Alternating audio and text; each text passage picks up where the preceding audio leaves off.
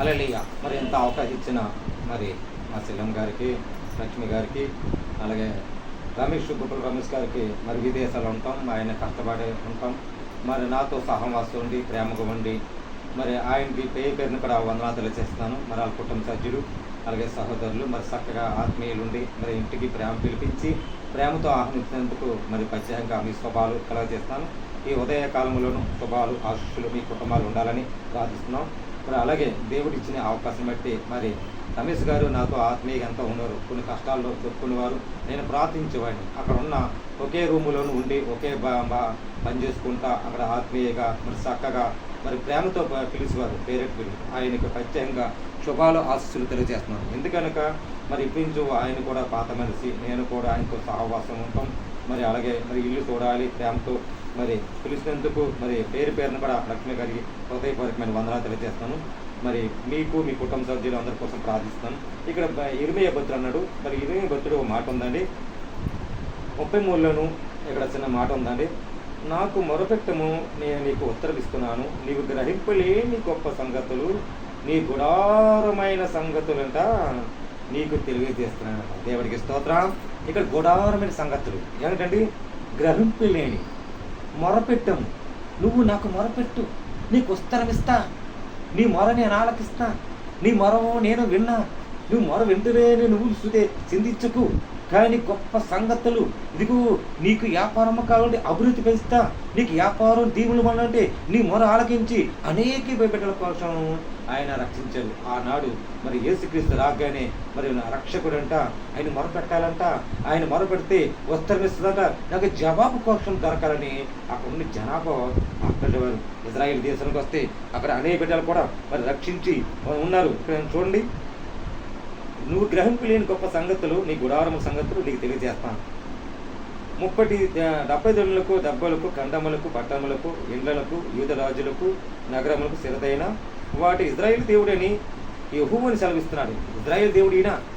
ఆయన అన్నాడు, మొరపెట్టు, నీ గొప్ప సంగతులు తెలియజేస్తా, నీకు గ్రహింపలేని గొప్ప సంగతులు, గ్రహింపలేని గొప్ప విషయాలు, ఊహించలేని గొప్ప మేలులు, ఊహించని సంగతులు ఏంటో నా దగ్గర ఉన్నాయి. నా దగ్గర ఉన్నాయండి. ఆయన గొప్ప ప్రేమ అంట.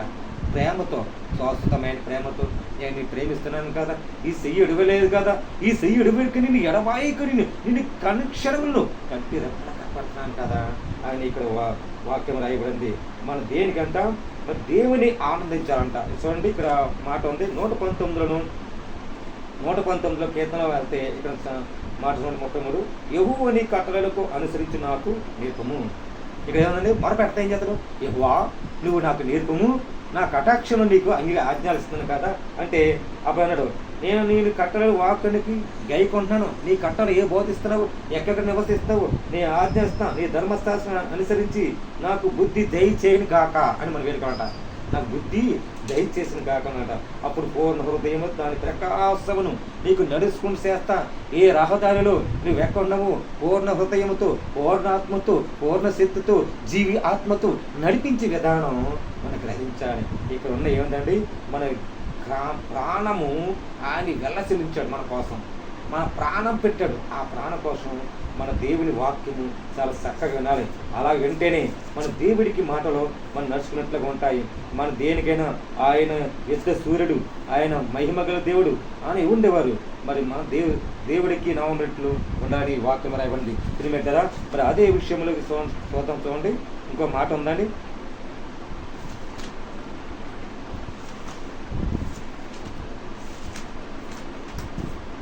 యెహోను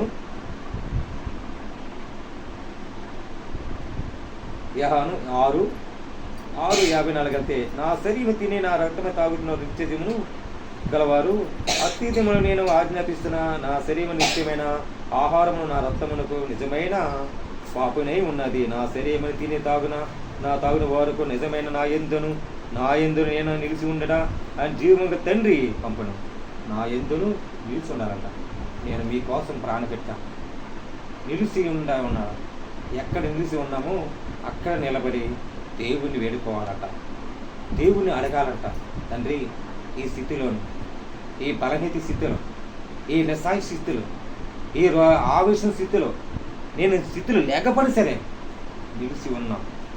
నీ యందు నేను ఉన్నాను, నా యందు నువ్వు ఉన్నావు కనుక ఈ స్థితిని తీసుకొచ్చావంటే కారణం ప్రభువా నువ్వే కదయ్యా, నీ ప్రేమే కదయ్యా. ఇంతగా ఆత్మీయంగా మరి కుటుంబాన్ని చక్కబెట్టామంటే నీ ప్రేమ దయకరటమే. ఇంత అభివృద్ధి పెంచామంటే నీ దయకరటమే. ఇంత హెచ్చుగా చేసామంటే ఏ స్థితిలోనూ పడిపోయి ఈ స్థితిలోనూ లెగదీసు నేను ఎంతటి వాడనయ్యా అని దావీదు భక్తుడు అంటే, ఎంతటి వాడనయ్యా దావీదు భక్తుడు అంటే ఇక్కడ ఏముందండి, ఇక్కడ ఏముందండి, ఇక్కడ యోహాను భక్తుడు నిలిచి ఉన్నాడు. ప్రభు వస్తున్నాడు, ఆయన రావడం వచ్చేస్తుంది, సమీపిస్తుంది. మనం చేసిన అపరాధుల పాపం అలాంటి క్షమించమని దేవుడు ఎదుర్కోవాలంట. ఈ విషయం మనం అందరూ తెలుసుకొని కౌపక్షముగా అందరూ మనం నిలబడి ఉండాలని మీరందరికీ పేరు పేరు కూడా వందనాలు తెలియజేస్తున్నాను. దేవుడి మాటలు దీవించి ఆశ్రయించను గాక. ఆమె ప్రార్థన చేద్దాము. పరిశుద్ధమైన ప్రేమగల తండ్రి, కృపగల దేవాన్ని స్తోత్ర ప్రభా, అదే ప్రభా ఎక్కడ ప్రభా గుడారంలో సమీప ప్రభానైనా రక్షించే తండ్రి సహాయం తెచ్చండి. వీళ్ళ కుటుంబ కొరకు, బిడ్డల కొరకు, వ్యాపారం కొరకు, బిడ్డల అల్లుల కొరకు, కూతుల కొరకు, భర్త కొరకు ప్రార్థిస్తున్నాం.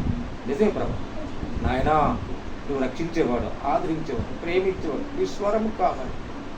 ఏ బాధ, ఏ కన్నీరు, దుఃఖంతో బలహీనతలు లేక నిస్సాయ స్థితి ఉండొచ్చు. ఈ స్థితిని ఎలాగ లేవో తెలియదు. కానీ ప్రభు నిజమే ప్రభాన మొరపెట్టవన్న ప్రభు, నాకు మొరపెడితే ఆ గుడారములు నేను సమీంపు ఏ తెగులు గుడారములు రావతాను తండ్రి. మొరపెడతాను, మా ప్రార్థన ఆలకించు, మా క్షవరం ఆలకించు, మా విన్నపం ఆలకించు, మా ప్రార్థన ఆలకించు. మా ప్రార్థనలు నీకే అంగీకరిస్తున్నాను. నువ్వు తప్ప నాకు ఎవరు ఉన్నారయ్యా, నువ్వు తప్ప నాకు తోడు ఎవరున్నారయ్యా, నువ్వు తప్ప నాకు నీడు ఎవరున్నారయ్యా, నువ్వు తప్ప నాకు ఎవరు ఉన్నారు యేసయ్యా, నువ్వే తోడు ప్రభా. ఏ గృహాన్ని కంచెవేయండి, ఏ గృహం చుట్టూ కంచెవేయండి. ఈ గుడారం ప్రభాన గుడారంలో సమీపడి ఏ తెగులు రానున్న ప్రభా, దీనికి గుడారంలో ప్రభాన యెహోవామే నిజమే ప్రభా, గొప్ప మేలు చేయను ప్రభా. అతి త్వరలో ఈ గృహం ప్రభా మరి మంచి గృహము రాబోయే కాలంలో మంచి బిల్డింగును తయారు చేయాలి. అది నీ ఇష్టమైతే, నీ సిద్ధమైతే అతి త్వరలో ప్రభా ఈ గృహం ప్రవేశం ప్రభా పునాది వేసి నాయన వెలిగించి సాక్షి నిలబెట్టుకోండి, సహాయం అందించి మేలు చేయమని, గొప్ప సంగతులు తెలియజేయమని అయా ఆశ్రయించిన గొప్ప సంగతులు అయ్యా బిడ్డల చుట్టూ కంచెని ప్రభా. అలాగే మా చెల్లె మంచి ఆరోగ్యం అండి. అలాగే ప్రభు ఈ దేశంలో ఉన్న బావగారు దీవించి ఆశ్రయించండి. అలాగే వ్యాపారం నడిపించండి. అలా చేసే పనుల విషయాలు అది చుట్టుపక్కల గ్రామాలందరూ దీవించి వ్యాపార బహుభగిస్తారమైన సంతోషకరమైన దీవులు మహిమలు గణపరుచుకోమని ఈ చిన్న ప్రార్థన సాక్ష్యం నిలబెట్టుకోమని యేసయ్య పరిశుద్ధాత్మ పెట్టమని ఎదుర్కొన్నాం పరమ తండ్రి. ఆమేన్. యేసురత్నమేజం శ్రీరత్నమేజం యేసురత్న సంపూర్ణతో విజయమతోను గాక, అపాయమనాక్షుని కలను గాక. ఆమేన్ ఆమేన్ ఆమేన్. హల్లెలూయా హల్లెలూయా హల్లెలూయా హల్లెలూయా. అమ్మ అందరికి వందనాలమ్మ, ప్రైజులమ్మ అందరికి వందనాలు. అందరం గాడ్ బ్లెస్ యు.